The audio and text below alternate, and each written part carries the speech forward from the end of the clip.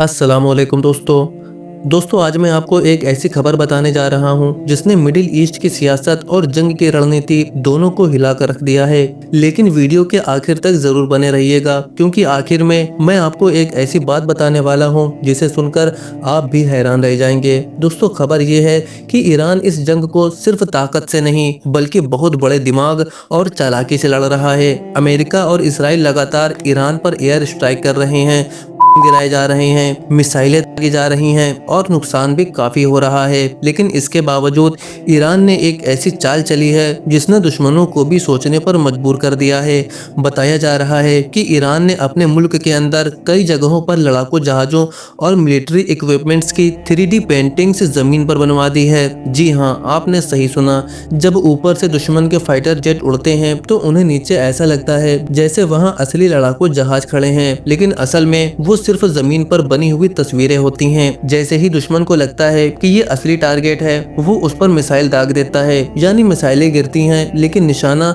असली नहीं बल्कि सिर्फ एक तस्वीर होती है। इस तरह ईरान दुश्मन की महंगी मिसाइलों को बेकार करवा रहा है। दोस्तों एक मिसाइल की कीमत करोड़ों डॉलर की होती है। अगर वो एक पेंटिंग पर गिर जाए तो सोचिए कितना बड़ा नुकसान हो सकता है। लेकिन कहानी यहीं खत्म नहीं होती। ईरान का दूसरा बड़ा हथियार है ड्रोन। इस ड्रोन की चर्चा सिर्फ मिडिल ईस्ट में नहीं बल्कि अमेरिका तक हो रही है। रिपोर्ट्स के मुताबिक अमेरिकी अफसरों ने अपनी कांग्रेस को चेतावनी दी है कि ईरान के ड्रोन अब बहुत बड़ी चुनौती बनते जा रहे हैं, क्योंकि ईरान के पास ड्रोन हजारों में नहीं बल्कि लाखों की तादाद में बताए जा रहे हैं। और कहा जा रहा है कि ईरान हर महीने लगभग 10,000 ड्रोन बना सकता है। अब जरा सोचिए, अगर हजारों छोटे ड्रोन एक साथ हमला करे तो उन्हें रोकना कितना मुश्किल हो जाएगा। अमेरिका को हर ड्रोन को गिराने के लिए महंगी इंटरसेप्टर मिसाइलें इस्तेमाल करनी पड़ती हैं और यही वजह है कि अमेरिकी एक्सपर्ट्स कह रहे हैं कि अगर ये सिलसिला चलता रहा तो उनके इंटरसेप्टर मिसाइलों का स्टॉक भी कम पड़ सकता है। दोस्तों इसी बीच एक और बड़ी खबर सामने आई है। कहा जा रहा है कि ईरान ने अपनी अंडरग्राउंड मिसाइल टनल्स का इस्तेमाल करना शुरू कर दिया है।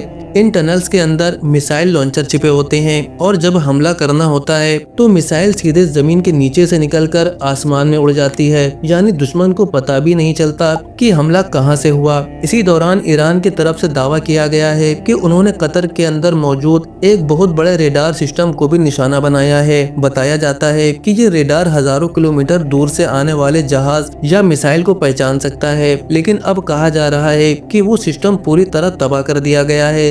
हालांकि अभी तक अमेरिका की तरफ से इस दावे की पूरी पुष्टि नहीं हुई है। दोस्तों इस जंग का असर सिर्फ इन देशों तक सीमित नहीं है। मिडिल ईस्ट के कई एयरपोर्ट और व्यापारिक रास्ते भी प्रभावित हो रहे हैं। यहाँ तक कि कुछ रिपोर्ट्स के मुताबिक एयरपोर्ट बंद होने से हर मिनट लाखों डॉलर का नुकसान हो रहा है। यानी इस जंग का असर पूरी दुनिया की इकोनॉमी पर पड़ सकता है।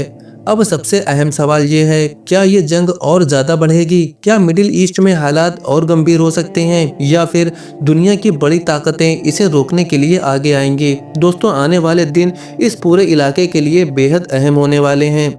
अगर आप चाहते हैं कि ऐसे ही अपडेट्स आपको मिलते रहें तो चैनल को सब्सक्राइब जरूर कर लीजिए, वीडियो को लाइक कीजिए और कमेंट में अपनी राय जरूर लिखिए।